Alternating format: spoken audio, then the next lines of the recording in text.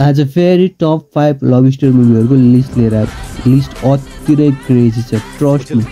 Top 5 मा remember me. यसमा चाहिँ के हुन्छ भनेपछि एउटा केटा हुन्छ जसको चाहिँ आफ्नो बाउसँगको रिलेसन चाहिँ ठिस हुन्छ अनि उसको लाइफ पनि अति नै ट्रमा हुन्छ।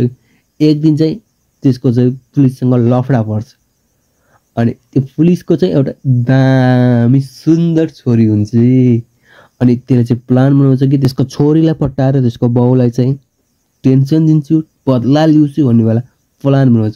त्यो गर्दा गर्दा उसको त्रुल पर्छ अनि त्यो जर्नी चाहिँ अति राम्रोसँग देखाएको छ अनि ट्रमाहरू, फ्यामिली रिलेसनसिपहरू क्रेजी छ फिल्म। टप 4 मा छ through my window across the sea. यसमा चाहिँ के हुन्छ भनेपछि एउटा केटी हुन्छ, त्यसको बोयफ्रेन्ड हुन्छ, केटीको बेस्ट फ्रेन्ड हुन्छ, बेस्ट फ्रेन्डलाई केटीलाई मन पराउँछ अनि बेस्ट फ्रेन्डलाई फेरि अर्को केटीले मन पराउँछ।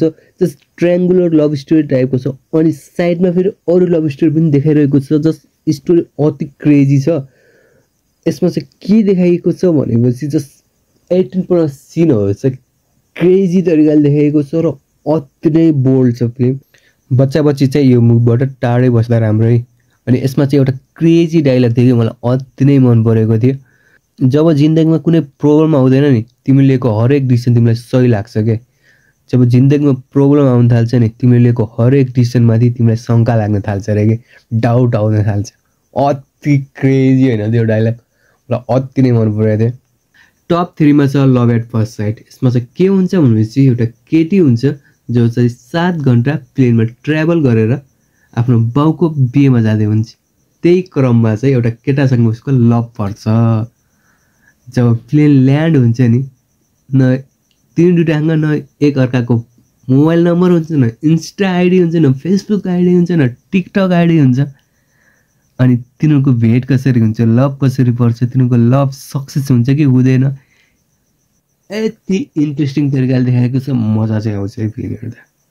टप 2 मा चाहिँ लिटिल वुमन देखाएको छ। यसमा चाहिँ के हुन्छ भनेपछि एउटा फ्यामिली हुन्छ जसको चाहिँ 4वटा छोरी हुन्छ अनि छोरीहरूले सोच्ने तरिका, उनीहरूको माइन्डसेटलाई अति क्लियरली देखाइएको छ। यसमा चाहिँ 2टा छोरीलाई चाहिँ अति फोकसमा राखिएको छ। उनीहरूको लभ स्टोरीलाई चाहिँ अति ब्युटिफुल तरिकाले देखाइएको छ र एउटा चाहिँ क्रेजी राइटर हुन्छ, मेन फोकस उसलाई गरिएको छ र अनि साइड फोकस चाहिँ थोरै पेन्टिङ गर्नेवाला केटीलाई नै गरिएको छ। अनि एक अर्काले अर्कोको बोयफ्रेन्ड चोर्ने टाइप भनौँ न, त्यति साह्रो भन्न त मिल्दैन होला तर अति ब्युटिफुल्ली देखाएको छ। हेर्दाखेरि मजा चाहिँ आउँछ है फिल्म। अनि नम्बर 1 मा छ वान डे। त्यत्तिकै नम्बर 1 मा चाहिँ परेको होइन है, यो फिल्म अति नै क्रेजी छ।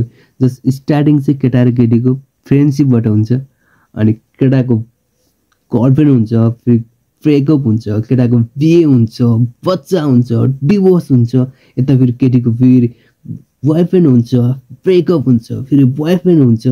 अनि अगाडिदेखि नै तिनीहरू अट्याच हुन्छन्। फेरि बेस्ट फ्रेन्डहरू एउटा दामी कम्बिनेसन बनिरहेको हुन्छ। लास्टमा तिनीहरूको बिहे हुन्छ। त्यो अति ब्युटिफुल तरिकाले एउटा गजबको जर्नी देखाइएको छ। हेर्दाखेरि वाउ नै छ। नम्बर 1 मा त्यतिकै परेको होइन केटाकेटीहरू हो। अनि प्लिज होइन यो भिडियोलाई लाइक चाहिँ गरिदियो, सक्छौ भने कमेन्ट नि गर। अनि मुभी रिकमेन्डेसन अति नै गाह्रो चिज हो है। अति क्रेजी मुभीहरू खोजेर बब्बाल लिस्ट गराउनु पर्छ। जस्ट मुभी रिभ्यू भन्दा रिकमेन्डेसन लास्टै गाह्रो चिज हो। अनि हम्बली रिक्वेस्ट गर्छु सब्सक्राइब नि गरिदियो। धन्यवाद।